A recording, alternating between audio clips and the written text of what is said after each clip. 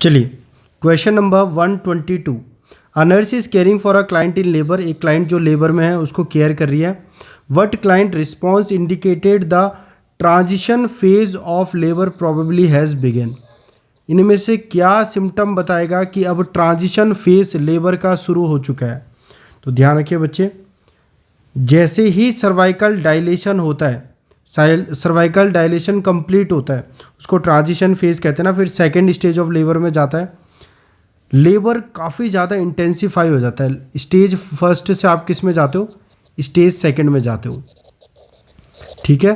तो उसे transition phase कहते हैं। तो काफ़ी इंटेंस हो जाता है लेबर, जिसकी वजह से एनर्जी एक्सपेंडिचर काफ़ी ज़्यादा बढ़ जाती है। और आप देखोगे कि क्लाइंट को काफ़ी ज़्यादा पसीना आएगा और काफ़ी ज़्यादा उसका फेस में आपको फ्लशिंग नज़र आएगी, फेस में फ्लशिंग नज़र आएगी। तो ये बताता है कि क्लाइंट में ट्रांजिशन फेज आ गया है, ठीक है। फर्स्ट स्टेज जब कंप्लीट हो जाता है, सेकंड स्टेज में एंटर करते हैं तो एनर्जी का एक्सपेंडिचर काफ़ी ज़्यादा बढ़ जाता है। पूरा पसीना पसीना और फेस में फ्लशिंग औरत को देखने को मिलेगी। तो आंसर क्या आ जाएगा, perspire and has a flushed face. काफ़ी ज़्यादा पर्सपिरेशन देखने को मिलती है और फ्लश्ड फेस देखने को मिलता है। समझ जाओगे ट्रांजिशन फेस में है female. Next question number 121। A client admitted in the berthing unit in active labour. Active labour में एक क्लाइंट एडमिटेड है, ठीक है, बर्थिंग यूनिट में। And amniotomy is performed. और क्या परफॉर्म किया जा रहा है, एमनियोटॉमी, यानी कि जो एमनियोटिक फ्लूइड का बैग है उसको रप्चर किया जा रहा है। और बच्चे आर्टिफिशियली जब उसको रप्चर करते हैं तो उसमें कॉचर्स फॉर्सेप का इस्तेमाल करते हैं, याद रखिएगा। मैं आपको अभी इमेज भी दिखा दूंगा। काफ़ी बार पूछा जाता है एमनियोटॉमी के लिए कौन सा, एमनियोटॉमी के लिए कौन सा फॉर्सेप का इस्तेमाल किया जाता है, कॉचर्स फॉर्सेप, ठीक है। तो एक क्लाइंट एडमिटेड है एक्टिव लेबर में और उसका एमनियोटॉमी किया गया है। What physiologic change does the nurse expect to occur after this procedure. Amniotomy करने के बाद कौन सा फिजियोलॉजिक चेंज नज़र आएगा औरत में। तो ध्यान रखिए, जैसे ही आप एमनियोटॉमी करते हैं, यहाँ पर जो बेबी है ना, उसका ये जो हेड है इसका प्रेशर पड़ता है सर्विक्स में। किस पे पड़ता है, सर्विक्स में।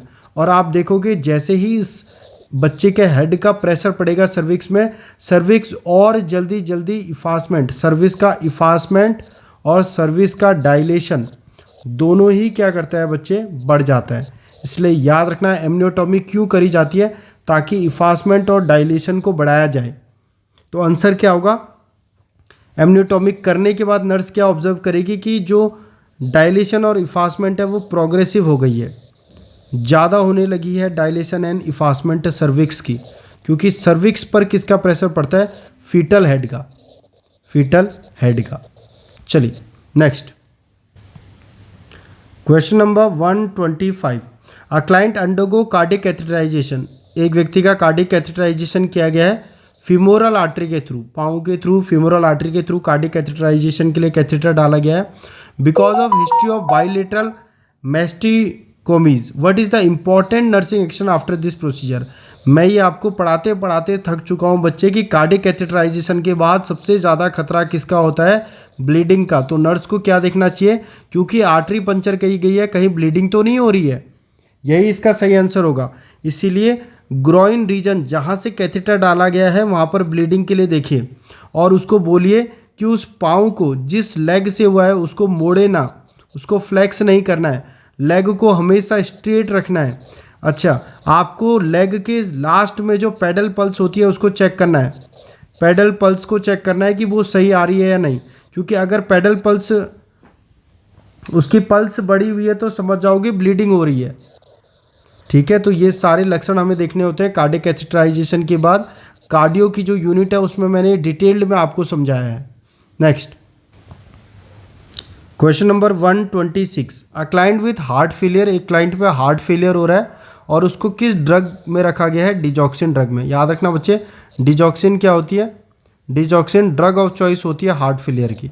हार्ट फेलियर की ड्रग ऑफ चॉइस डिजॉक्सिन होती है। एंड फ्रूजामाइड, और उसे फ्रूजामाइड भी दी जा रही है। फ्रूजामाइड क्या है बच्चे, लेसिक्स है। The client dislike orange and banana. Client को बनाना और ऑरेंज अच्छे नहीं लगते हैं। What fruit should the nurse encourage the client to eat. उसको कौन सा फल खाने के लिए बोलेंगे पेशेंट को, एप्रिकॉट्स बच्चे। क्यों, क्योंकि एक बात याद रखना बच्चे, चाहे फ्रूजोमाइड हो, चाहे फ्रूजामाइड हो या फिर चाहे थायाजाइड डाययूरेटिक हो, दोनों के दोनों क्या करते हैं, बॉडी से पोटेशियम को बाहर फेंक देते हैं। जब वह पोटेशियम को बाहर फेंक देते हैं तो शरीर में पोटेशियम कम हो जाता है। तो ऐसा फूड दो जिसमें पोटेशियम ज़्यादा हो, जैसे कि बनाना दे दो, जैसे कि एप्रिकॉट्स दे दो, ठीक है। वहीं हमने स्पाइरोनोलैक्टोन की बात करी थी। स्पाइरोनोलैक्टोन उल्टा करता है, वह पोटेशियम को रोकता है बॉडी में। तो ऐसा फूड आइटम मत दो जिसमें पोटेशियम ज़्यादा हो, जैसे पोटैटो मत दो, बनाना मत दो, ठीक है। Next question number 128। A hospitalised client hurriedly approaches the nurse saying that it sound like there is roaring fire in the bathroom.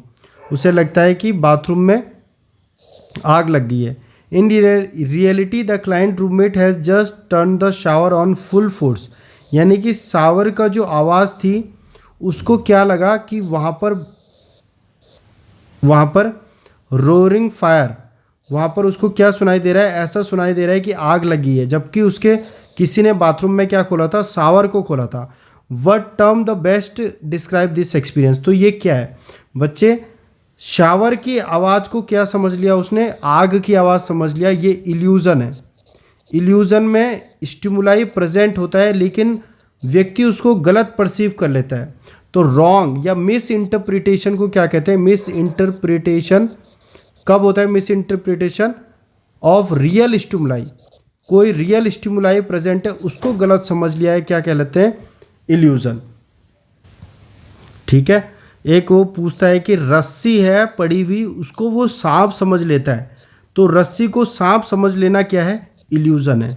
जबकि बच्चे अगर स्टिमुलाई प्रेजेंट नहीं है, रियल ऑब्जेक्ट प्रेजेंट नहीं है, जैसे कुछ भी प्रेजेंट नहीं है तब भी वो उसको सांप समझ ले रहा है, रास्ते में कुछ भी प्रेजेंट नहीं है तब भी उसे रास्ते में सांप दिख रहा है, तो उसे कहते हैं हेल्यूसिनेशन। हेल्यूसिनेशन में कोई भी रियल स्टिमुलाई प्रेजेंट नहीं होता है फिर भी उसको वो चीज़ दिखती है। इल्यूज़न में कुछ ना कुछ प्रेजेंट होता है लेकिन वो उसको गलत दिखती है, ठीक है। Illusion, hallucination. और डिल्यूजन क्या होता है, false fixed believe. False fixed believe कि उसका कोई ऐसी धारणा जो सिर्फ वो मानता है, जैसे कि वो मानता है कि उसको टीबी है। अब सारे टेस्ट करवा लिए हमने, सब कुछ नॉर्मल आ चुका है लेकिन पेशेंट फिर भी कह रहा है कि मुझे टीबी है, तो समझ जाओ उसे डिल्यूजन है। या डिल्यूजन ऑफ ग्रैंडियोसिटी आपने सुना होगा, उसे लगता है कि मैं सबसे पावरफुल हूँ इस दुनिया में। डिल्यूजन ऑफ निलिज्म आपने सुना होगा, उसे लगता है कि दुनिया में कोई नहीं बचा, सब मर गए हैं। Delusion of nihilism. Delusion of grandiosity, मैं ग्रैंडियोज हूँ, ठीक है। तो इस तरीके से डिल्यूजन होता है फॉल्स फिक्स्ड बिलीव, और इल्यूजन रियल स्टिमुलाई में होता है, हेल्यूसिनेशन में कोई स्टिमुलाई मौजूद नहीं होता है। Next question number 129, next important question. A newborn with acquired herpes simplex virus. एक बच्चा है, न्यूबॉर्न है, जिसको एक्वायर्ड हर्पेस सिम्प्लेक्स वायरस हो चुका है, उसको डिस्चार्ज कर रहे हैं। Which developmental pattern is important for the nurse to teach the parent to monitor.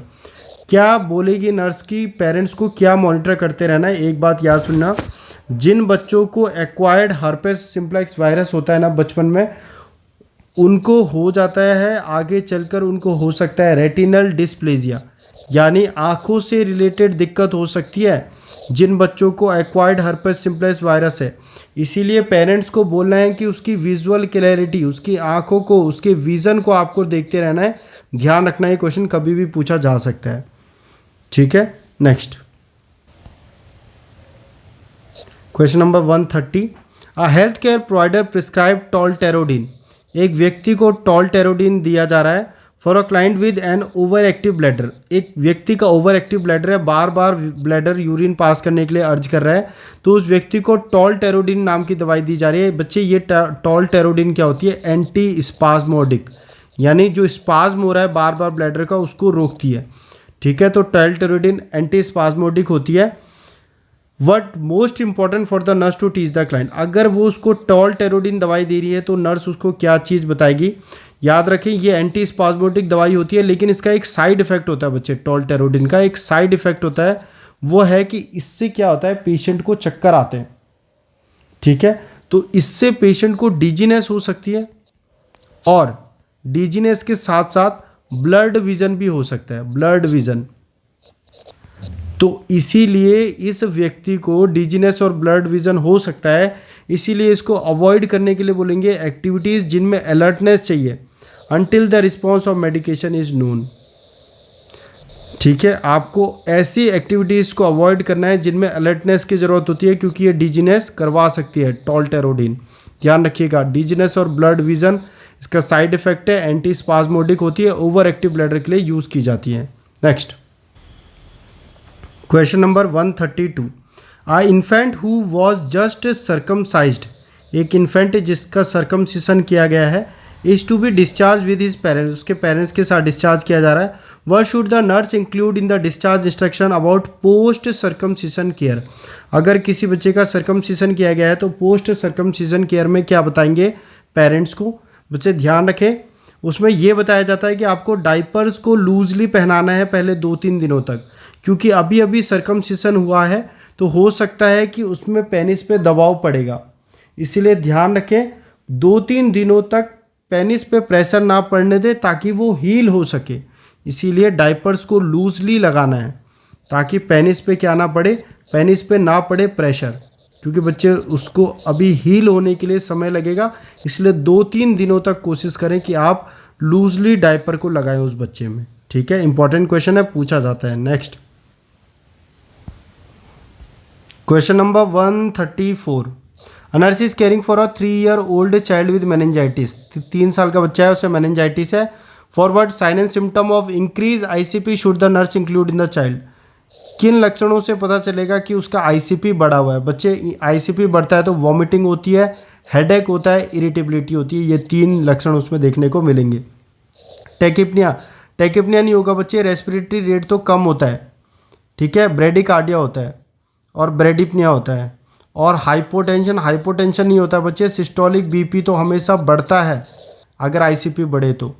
ठीक है, तो मेनिंजाइटिस से एक याद रखना, मम्स मेनिंजाइटिस करा सकता है, ये क्वेश्चन भी आता है। मम्स से मेनिंजाइटिस, यानी मम्स का कॉम्प्लिकेशन होता है मेनिंजाइटिस, ये ध्यान रखना एक तो। और मेनिंजाइटिस में स्टिफ नेक स्टिफनेस देखने को मिलती है, नेक स्टिफनेस देखने को मिलेगी तो आप समझ जाओगे मेनिंजाइटिस है। ठीक है, नेक्स्ट तो क्या क्या देखने को मिलेगा? वॉमिटिंग, हेडेक और इरिटेबिलिटी। नेक्स्ट देखते हैं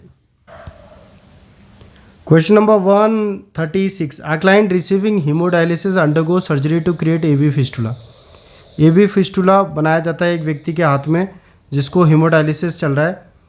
तो before discharge the nurse discuss care about the home word client and his wife, which statement the client wife indicate further teaching is required, क्या उसकी पत्नी गलत बोलेगी जिससे हम समझ जाएंगे कि एवी फिस्टुला के बारे में इन्होंने ये चीज़ गलत बोली है, इनको और पढ़ाना चाहिए। याद रखना बच्चे, जिस हाथ में एवी फिस्टुला बनता है, मैंने पहले भी बताया है, उस हाथ में बीपी मत लो, उस हाथ से सैंपल मत लो, उस हाथ में वेट मत उठाओ। ठीक है, तो ये 3 चीज़ें, बीपी मत लो, सैंपल मत लो, वेट मत उठाओ, ये 3 चीज़ें जो एटलीस्ट ध्यान रखनी होती है उस हाथ में जिसमें एवी फिस्टुला बना हुआ है। तो ध्यान रखिए, जब उसकी बीवी बोलेगी, जब उसकी वाइफ बोलेगी I have to take BP every day in the arm with fistula, जिसमें फिस्टुला है मैं रोज़ उसमें बीपी लूँगी, तो हमें कहना है कि अगर आपको अपने पति को मारना है तो कोई दूसरा ऑप्शन ढूंढिए, ये वाला ऑप्शन प्लीज़ मत करिएगा, क्योंकि एवी फिस्टुला वाले हाथ से बीपी कभी भी नहीं लेते हैं। ठीक है, नेक्स्ट, और एवी फिस्टुला में एक फेमस क्वेश्चन, हमेशा ऑस्कल्टेट करो ब्रूट को, ए बी, ऑस्कल्टेट करो ब्रूट को और पाल्पेट करो थ्रिल को, ये क्वेश्चन पूछा जाता है। Next question number 138, question number 138, a client is admit to the hospital with the diagnosis of myasthenia gravis, बच्चे मस्थीनिया ग्रेविस में क्या देखने को मिलती है? मसल में वीकनेस देखने को मिलती है। ठीक है, for which early clinical finding should the nurse assess the client, अब मुझे बताओ क्या देखने को मिलेगा मस्थीनिया ग्रेविस में? मस्थीनिया ग्रेविस में मसल वीकनेस देखने को मिलती है ना, और आई की मसल कौन सी होती है? ऑक्यूलार मसल। अगर आई की जो मसल है ऑक्यूलार मसल, अगर उसमें वीकनेस देखने को मिल जाए तो आई की मसल में जब वीकनेस हो जाएगी तो क्या देखने को मिलता है? Double vision. क्या देखने को मिलता है? डबल विजन, जिसे डिप्लोपिया भी कहते हैं, डबल विजन, जिसे क्या कहा जाता है? डिप्लोपिया। इसीलिए मसल मस्थीनिया ग्रेविस वाले व्यक्ति में आपको डिप्लोपिया देखने को मिल सकता है। तो यहाँ पर नर्स किस चीज़ के लिए असेस करेगी मिस्थेनिया ग्रेविस वाले पेशेंट में? डिप्लोपिया के लिए, क्योंकि ऑक्यूलर मसल में जब वीकनेस होगी तो डिप्लोपिया होगा। Question number 139, what should the nurse emphasise when providing discharge instruction for a client diagnosis of Addison disease? एक क्लाइंट को डायग्नोसिस किसका बना है? Addison disease. एडिसन डिजीज में नाम ऐड है, हो जाते हैं कम, ग्लूकोकॉर्टिकॉइड भी कम हो जाते हैं, मिनरलोकॉर्टिकॉइड भी कम हो जाते हैं। तो बच्चे अगर ग्लूकोकॉर्टिकॉइड वगैरह कम हो जाएंगे, स्टीरॉइड्स वगैरह कम हो जाएंगे बॉडी में, और जब स्टीरॉइड्स कम हो जाएंगे तो क्या बेहतर स्ट्रेस से डील कर पाएगा इंसान? नहीं, स्ट्रेस वगैरह से डील नहीं कर पाएगा अगर स्टेरॉइड कम हो जाएंगे तो। इसीलिए ऐसे व्यक्ति को जिसको एडिसन डिजीज़ है, हम जानते हैं उसमें ग्लूकोकॉर्टिकॉइड कम है, स्टेरॉइड कम है, तो वो स्ट्रेस से अडेप्ट नहीं कर पाएगा। ऐसे व्यक्ति को डिस्चार्ज इंस्ट्रक्शन दिया जाता है कि आपको अपनी पूरी ज़िंदगी लाइफ लॉन्ग आपको स्टेरॉइड रिप्लेसमेंट थेरेपी लेनी है, ताकि आप स्ट्रेस के साथ बेहतर तरीके से डील कर पाओ। ठीक है, ध्यान रखिएगा, इंपॉर्टेंट क्वेश्चन है, काफ़ी बार रिपीट हो चुका है। एडिसन डिजीज़ में आप क्या करोगे? लाइफ लॉन्ग स्टेरॉइड थेरेपी दोगे, ताकि व्यक्ति एडिसोनियन क्राइसिस में ना जाए और बेहतर अडेप्ट हो सके स्ट्रेस में। नेक्स्ट